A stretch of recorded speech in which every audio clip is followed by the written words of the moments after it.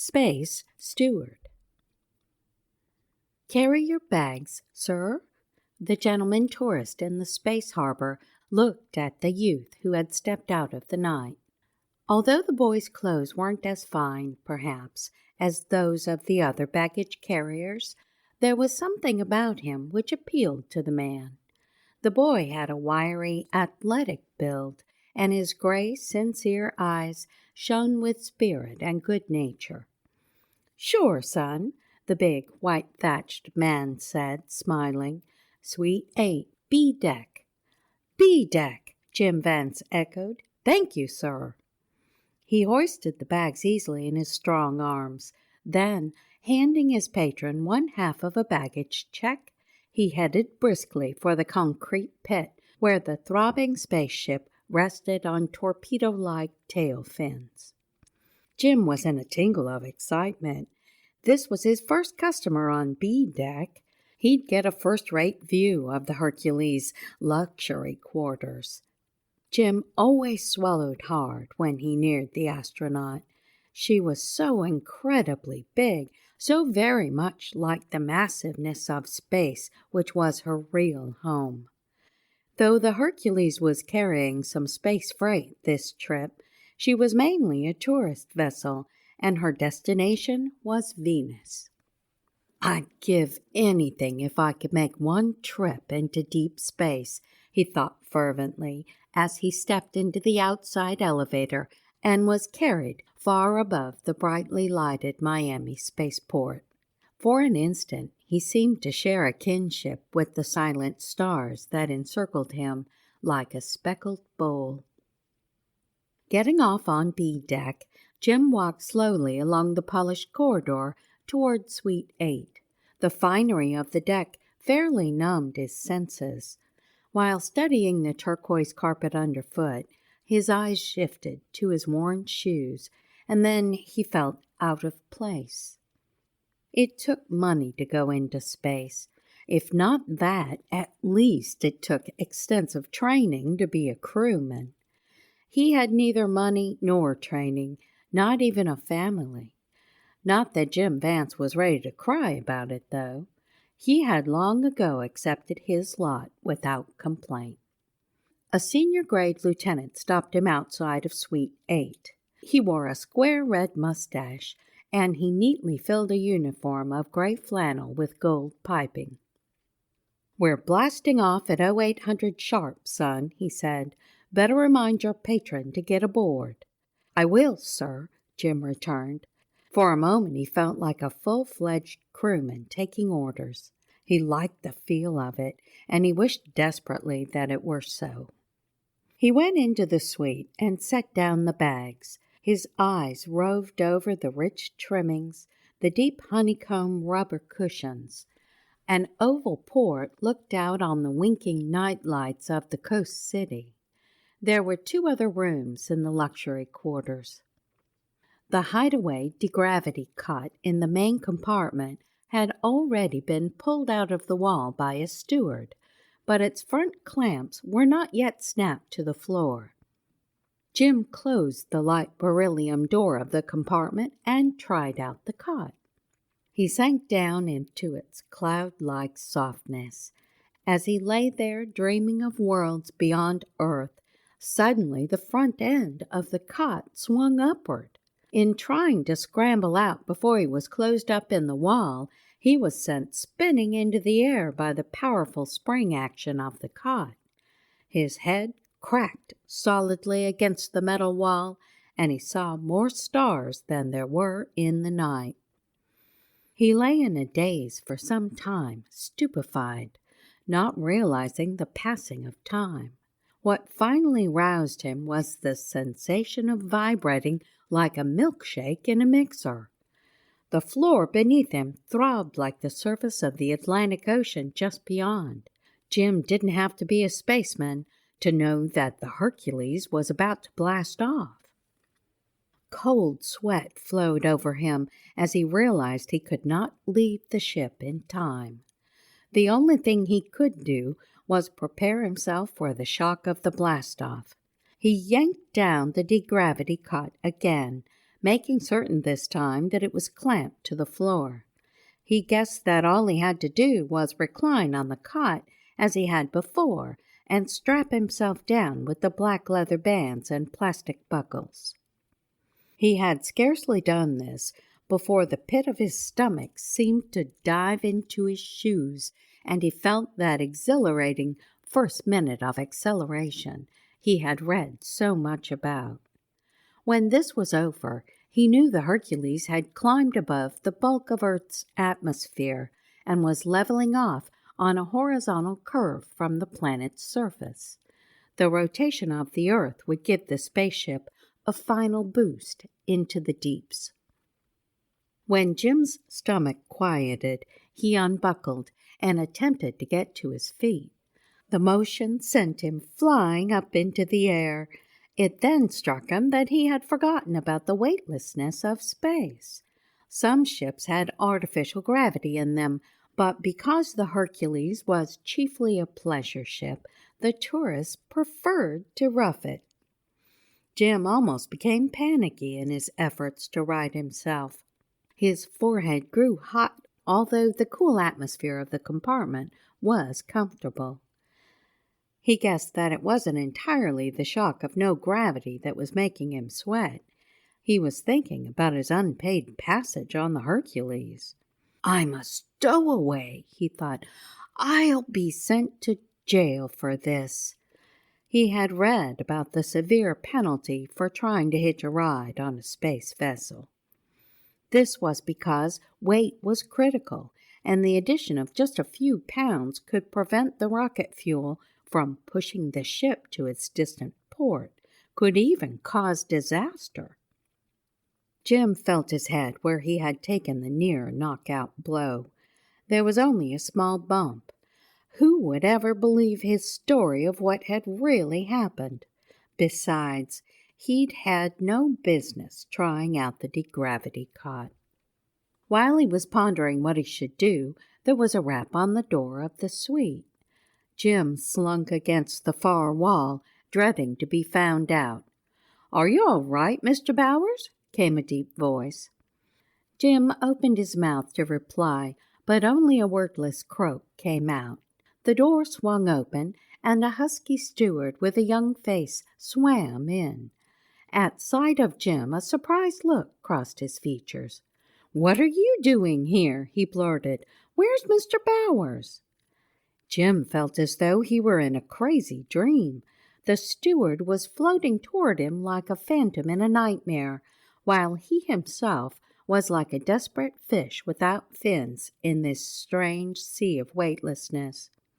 "I don't know Mr. Bowers," Jim managed to reply, then went on to explain what had happened. The steward looked at him skeptically, his round face attempting to judge him. "Is this the truth?" he asked. Jim nodded and showed the bump on his head. Then he waited tensely for the verdict. "Somehow I believe you," the steward said sympathetically. "Thanks," Jim returned. He quickly decided that he liked the young steward with the surprisingly deep voice.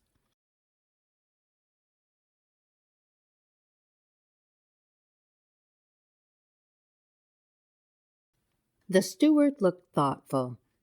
"We've got to figure out a way to keep you from being discovered until we return to Earth. That way, you'll have had time to help out and pay your way. It'll go easier with you when you turn yourself in." Then he frowned. "What about your family, though? They'll surely be worried about you." "I don't have a family," Jim told him. "I'm an orphan, and I've been on my own for 2 years. Don't you think I ought to make a clean breast of everything to the captain now and hope he'll believe me?" The steward shook his head emphatically. "Not this captain, not Captain Coppard. He's a stickler for regulations. He'd never believe your story. If he does find out, you'll be on prison rations for the rest of the trip." "What'll I do, then?" Jim asked, suddenly feeling very dependent on the young man he faced. The steward's forehead creased in a frown. The captain doesn't know the steward crew too well because there were some last-minute substitutions. I think you'd do best to become a steward and work out your passage that way." A steward on a spaceship! The idea of it thrilled Jim so much that he almost forgot the seriousness of his situation. He wondered how he'd look in the neat starched white that the steward in front of him wore. "First, I think we ought to get acquainted," his new friend said. He extended a working man's strong grip, and Jim took it. "My name is Al Hogan. Everybody calls me Babe because of my face," he grinned boyishly. "I'm Jim Vance," Jim said. "You'll make a good steward, Jim," Babe declared. "My job depends on being able to spot good men." "How's that?" Jim asked. "I'm chief steward in charge of personnel aboard the Hercules," the other replied. "It's lucky for you that I saw you first. I can hire you without your having to see anyone else." "That's one thing in my favor," Jim said with relief. "I'm afraid there's one more strike against you, though, Jim," Babe said. "What's that?" "You've bumped the most important man in the space tourist business, and that isn't good." "What do you mean?" Jim asked. "I mean this suite was Mr. Bowers, the owner of Venus Space Tours Incorporated." "Why didn't he come aboard in time for the blast-off?" Jim wanted to know. "Mr. Bowers depends on the stewards to let him know just ahead of time because he usually has a lot of last-minute things to do."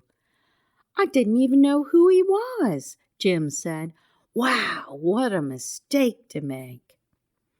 "Lucky for the Hercules, though," Babe remarked.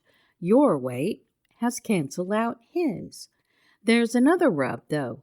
Mr. Bowers may have the Miami port radio us that you're aboard. That would expose you for sure." Jim had an idea that his career as a spaceman was going to be extremely brief. Babe showed him how to navigate in the state of no gravity. By kicking out rearward, he could shoot himself along almost as smoothly as a fish in water.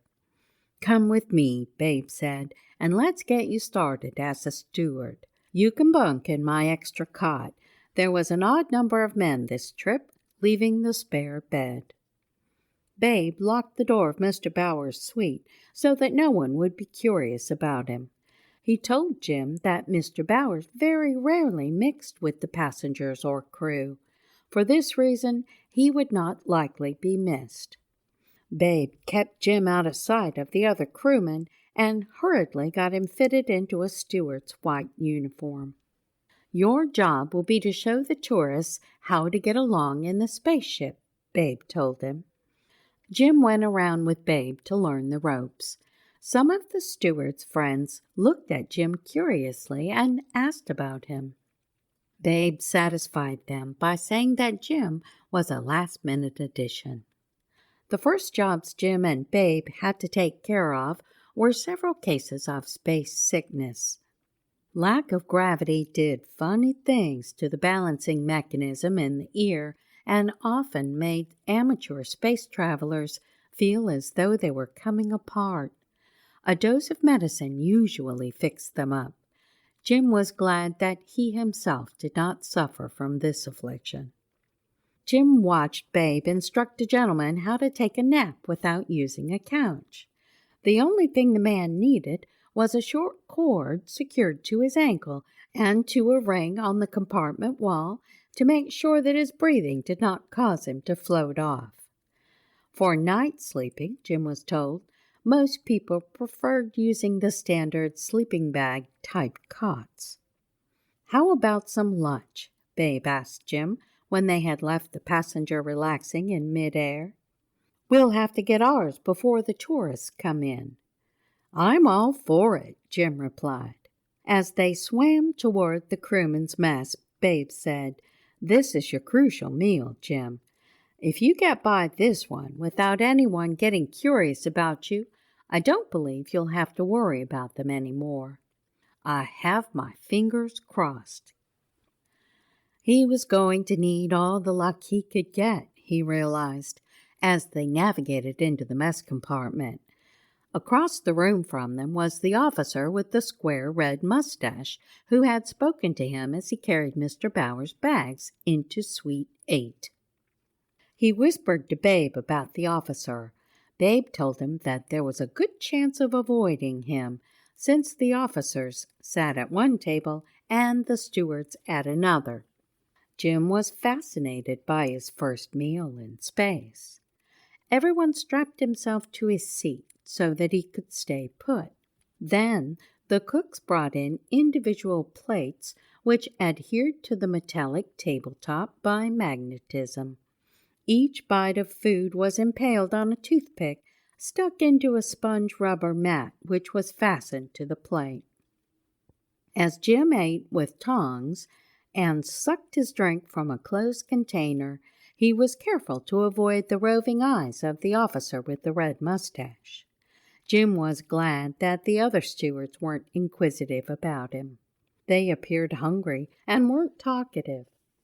Having survived the crucial first day without discovery, Jim found the others that followed were much easier. When 3 weeks had passed and he still had not been discovered, he started believing that the tourist company owner he had bumped was not going to complain.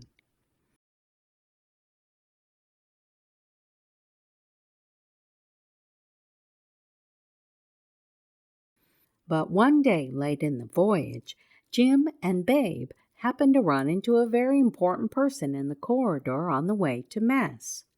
Jim recognized the insignia of 4 platinum rockets that showed he was Captain Coppard.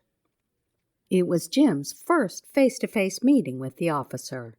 After the steward's salute, Captain Coppard suddenly pulled up short, and Jim felt the trim, hawk-nosed man's steely gaze on him. It was a stare that appeared to look clear through him. Why was the officer suddenly so interested in him? It brought an anxious lump up into Jim's throat. "Steward," the chief officer said, "just a minute." Jim faced the officer in gray and gold, his heart pounding. Had Mr. Bowers radioed the ship about him? Or had Captain Coppard found out about him in some other way? "Yes, sir," Jim said. Captain Coppard touched Jim's blouse. "You've got a button undone on your uniform. Don't let me see that again." "Yes, sir," Jim replied in relief, and lost no time tidying himself. The captain swam off down the corridor. "That scared the life out of me," Jim blurted to Babe. "I thought he had found me out for sure. I know now why you didn't want me to turn myself in yet." "The captain's an expert spaceman, but he's as strict as they come, just as I told you," Babe replied. After lunch, Jim and Babe had a little time on their hands and hung by the port in their compartment, looking out into space. By now, Earth had dwindled to an arc light, and the endless star patterns and dusty nebulae challenged his imagination tremendously. The planet they were heading for was an enlarging, brilliant disk that stood out prominently among the sparkling diamonds of black space. "How long have you been out of the orphanage, Jim?" Babe asked suddenly. "Over 2 years," Jim said. "I've been working as an assistant athletic coach at Oceanside Boys' Home outside Miami since then." "How come you were doing red cap service at the space harbor?" Jim grinned broadly. "Just because I loved it. I love to go aboard spaceships and pretend I was a real passenger. I've always wanted to go into space, ever since I knew there was such a thing. It seems now as though I'm in a wonderful dream, and that all this is not really true at all." A pause followed as Jim looked at Babe. "You never told me anything about yourself." Babe shrugged.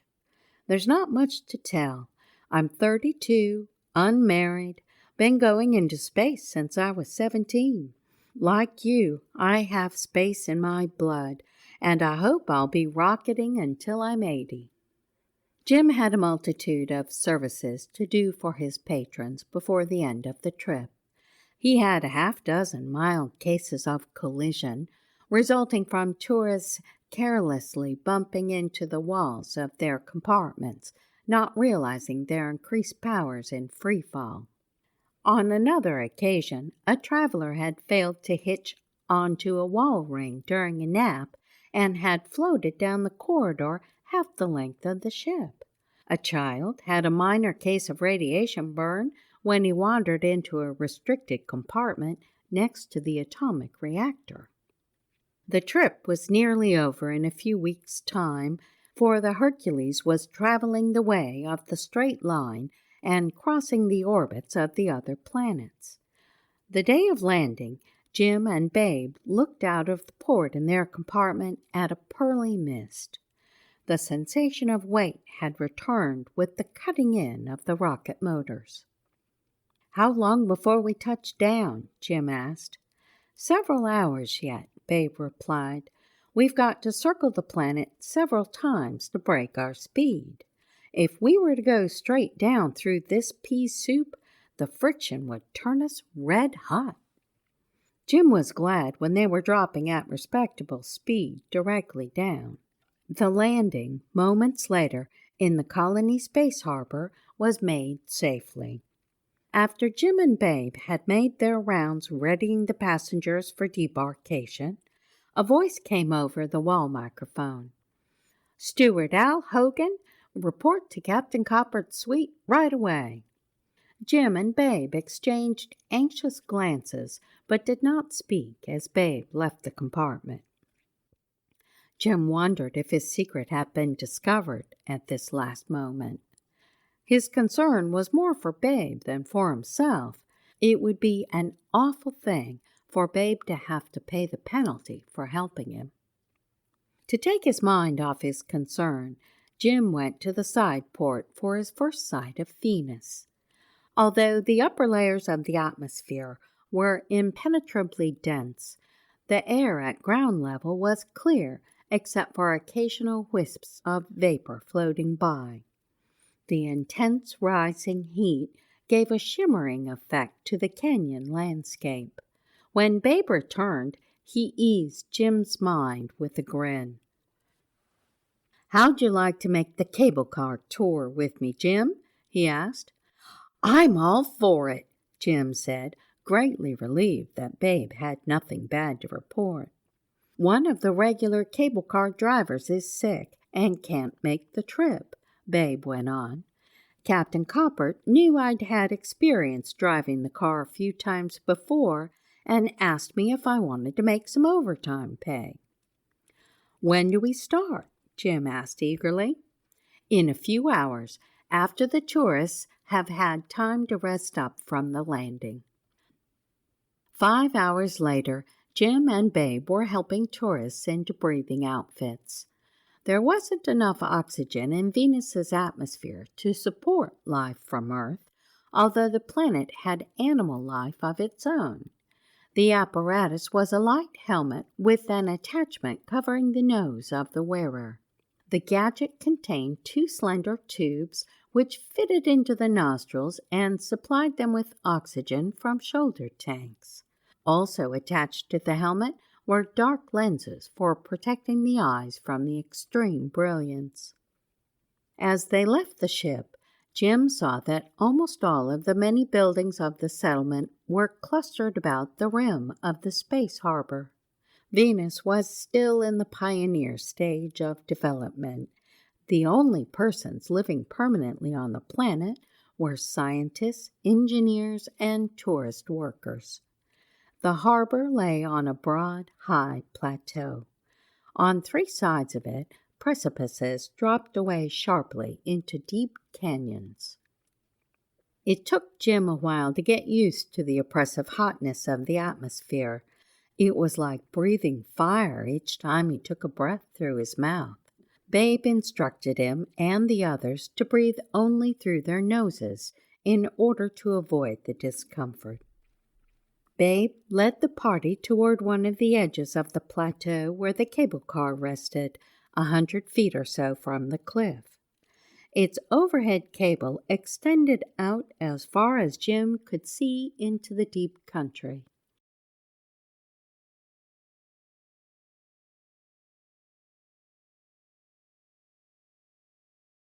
When all were aboard, one of the tourists, weighted down with camera equipment, asked, "When are we leaving, Chief? Right away? I can't wait to get this terrific scenery down on film. Isn't this a fabulous place?" The man was Mr. Benjamin, one of the more enthusiastic travelers. "We're leaving just as soon as we can get the rear jet firing," Babe told him.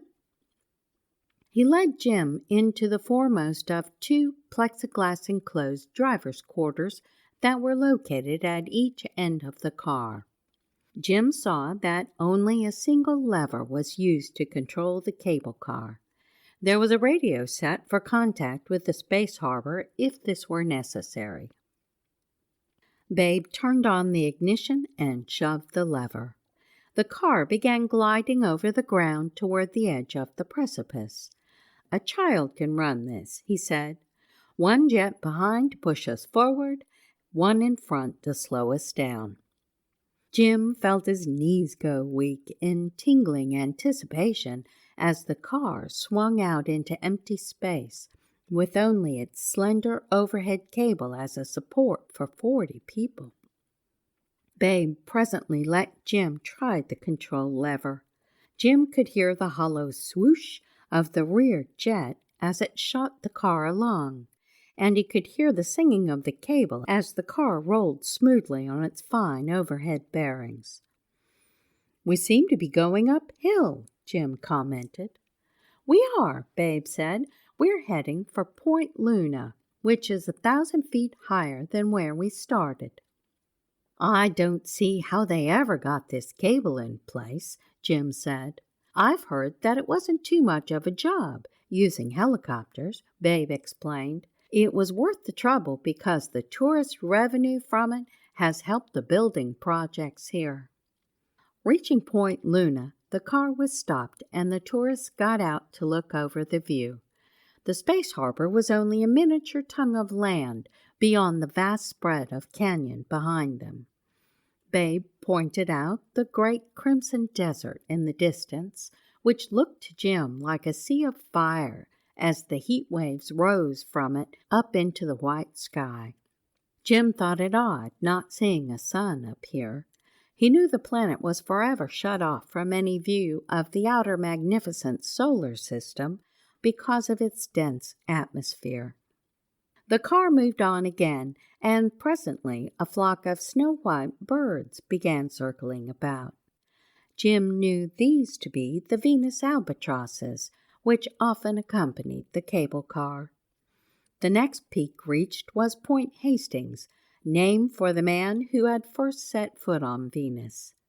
The spot was a rugged mesa jutting up from the canyon floor. The excited party left the car and trooped down a slope which was thick with salmon-pink umbrella fern. "Get ready to see Venus's most interesting and bad-tempered animals," Babe had told them just before. Babe led them down to the bottom of the slope and through a dense thicket of gorgeous orange-colored blossoms. At this point, the black rock slope dropped away to a sandy plain covered with a herd of giant unicorns. The animals were about the size of elephants, with glossy tan hides and slender antelope legs. Their huge heads carried sword-like horns just above the nose. The unicorns were browsing on patches of blue spider grass. Mr. Benjamin piped excitedly, "I've got to get a picture of one of those babies." He scrambled recklessly down the slope and took up a position behind a large rock. "Better be careful, sir," Babe warned. "It doesn't take much to rile them." "It's funny how the animals on Venus can get along without breathing oxygen," Jim commented to Babe. They have a huge lung capacity, Babe explained, and also take in what little oxygen Venus has while they sleep. They store it up in a special air sac inside their bodies. Mr. Benjamin waved his hand to attract the attention of the beasts. Several in the herd raised their heads and peered at the man. One of them decided to investigate. He trotted over toward the rock where Mr. Benjamin was clicking away with his camera, an ugly frown on its wrinkled features. The rock shifted unexpectedly, and the tourist slid around the edge of it. He lost his balance and tumbled down the slope, shouting wildly for help. Jim's blood chilled, but he acted promptly, darting forward and scrambling down the incline after the helpless man. The unicorn rushed up the slope, his head lowered and his frightening ivory horn poised for attack. Mr. Benjamin cried out and barely squirmed out of the way of the charging animal. The force of the unicorn's thrust caused him to bury his sharp horn to the ground. He withdrew it with a grunt of fury and shook black earth from the glossy white tip. Then he retreated for another charge. "Help me!" Mr. Benjamin cried desperately, scrambling madly to get a foothold on the slipping gravel. By now, Jim was within arm's reach of the tourist. He braced himself against the boulder that had settled into a hollow and strained forward to grasp Mr. Benjamin's hand. Just as the man was pulled to his feet, the unicorn struck again, burying his horn in the ground barely inches from the tourist's boots. Jim shuddered as he hurried Mr. Benjamin up the slope to safety. "My poor camera," the tourist groaned. "It's down there with that animal." "You're lucky not to be down there with him yourself, Mr. Benjamin," Babe said grimly, and led the party back toward the car. Next, the car passed over the fascinating lake of steam. A mist, like the sheerest of veils, rose in a solid sheet from the depths to a height of 1/2 mile, shot through with every imaginable color. Jim thought it an incredibly beautiful sight. Jim took over running the car while Babe went back with the passengers to point out more of the picturesque wonders. Jim was surprised when suddenly the car began roller coasting down a steep slope toward a forbidding dark opening in the cliff face. Quickly he realized that this was the famous haunted tunnel of Venus. Jim switched on the headlights Babe had told him about and slowed the car with a burst of the forward jet. Slowly the car entered the enchanted cavern. The darkness seemed to make Jim's ears keener. Presently there came to him the mysterious sighs and groans that had given the tunnel its name. Although he knew this was caused by wind whistling through the opening and the shifting of rock strata, it nevertheless caused chills to run up his spine. All at once an unexpected loud buzz from the radio set shocked him into an involuntary cry. As his nerves calmed, he switched on the radio and spoke into the mic. "Yes?" "Let me speak to Steward Hogan," came a brisk voice that Jim knew could belong only to Captain Coppard. "Yes, sir," Jim replied. He opened the door of the cabin and called Babe. Jim saw a flashlight advance toward him down the dark aisle.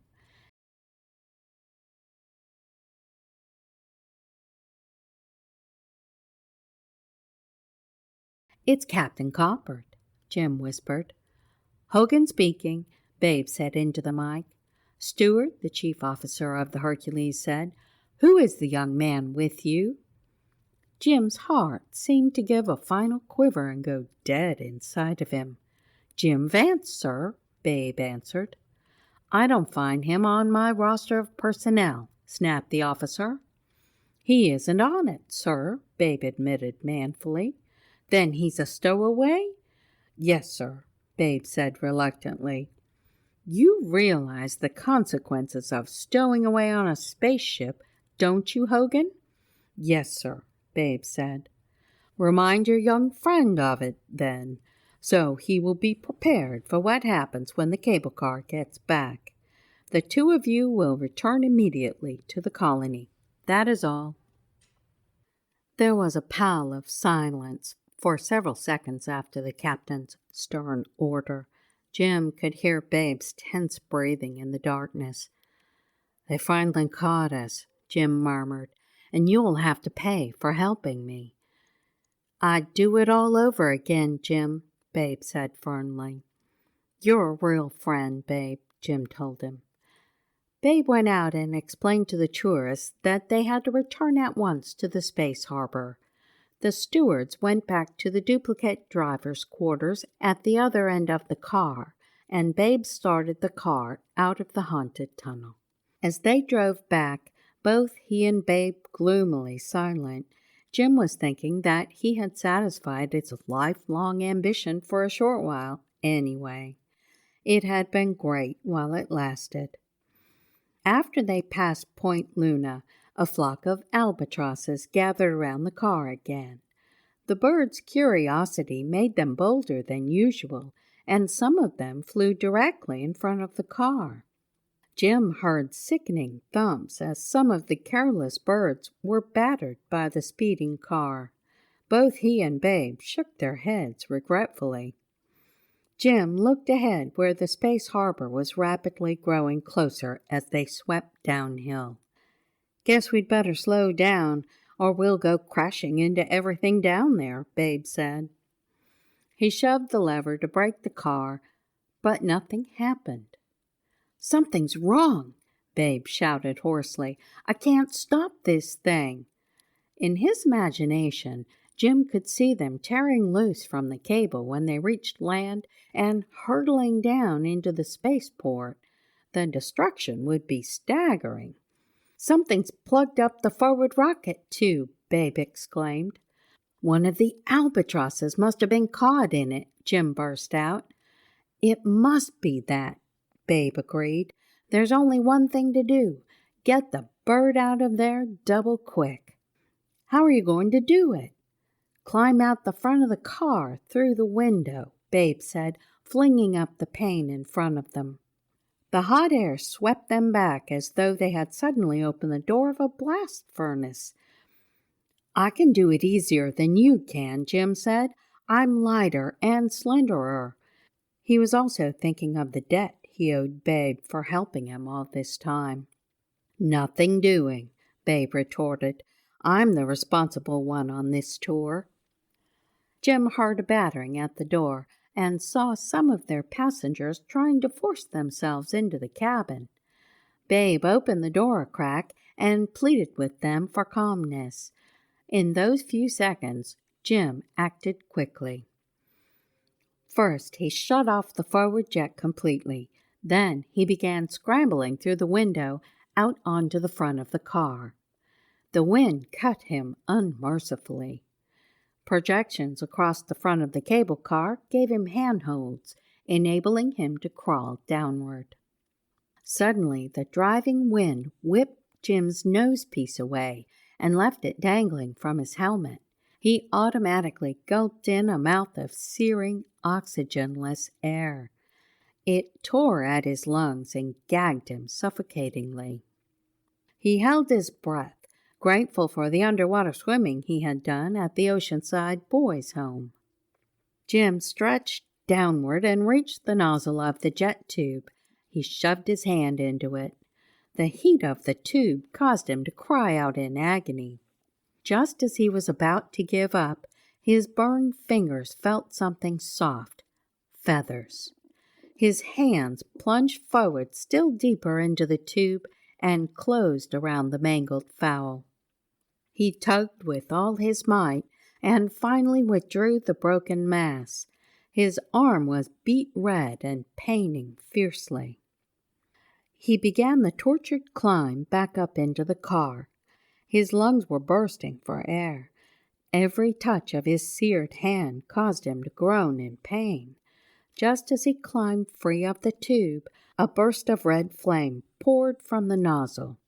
With a shuddering jerk, the car began slackening speed.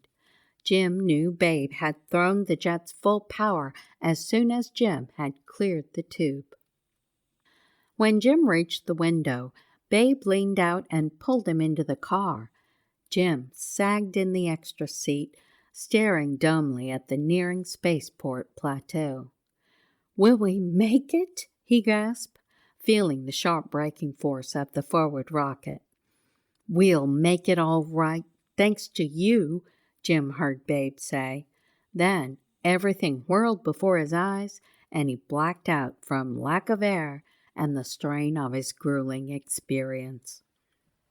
When Jim recovered consciousness, he was in the colony clinic. The arm he had thrust into the jet tube was bandaged stiffly, and there was cooling salve on his windburned face. Babe was standing by the bedside. "You'll be all right," he said. "The doc said you'd be uncomfortable for a while, but your arm burn isn't too serious." Jim saw the tall, erect figure of Captain Coppert come over. "So you're the stowaway who so cleverly avoided me during the voyage," he said. Jim swallowed, his throat raw. "Yes, sir." The officer's gaze still held that characteristic penetrating stare. "Steward Hogan told me how you came to be aboard," he said. "I was ready to toss you both into the brig when I first found out about you. Then, since I talked to you in the cable car, I've been reviewing your record while aboard the Hercules. The other stewards tell me you did an extra fine job as a beginner without training. And of course, there were these last things you did, risking your life to save one of the tourists from the Unicorn and preventing what could have been a terrible accident on the cable car. In a measure, it changes things." "Yes, sir," Jim murmured hopefully. "Not that I condone breaking regulations," the officer continued gruffly. "Of course not, sir," Jim said. "You and Hogan had better thank your rockets that I'm in an expansive mood today," the officer concluded. "Charges dismissed." He then left the room. Babe and Jim were alone. "You hear that, Babe?" Jim burst out. "He's let us off." "Yeah, it sure surprised me," Babe said. "I guess I misjudged the captain." "Mr. Bowers must have radioed the captain about me," Jim mused. "That's how he found out." Babe shook his head. "The captain found out on his own. He told me that Mr. Bowers wired him soon after blastoff that some urgent business had kept him from leaving on the Hercules. He didn't even have time to get his bags off." "And to think that was the main thing we were afraid of," Jim said wryly. He looked up at his friend anxiously. "Babe, do you think the captain will let me go back to Earth as a steward?" "I think the captain knows a good spaceman when he sees one," Babe replied earnestly. "I don't think you have anything to worry about, Jim, not from now on."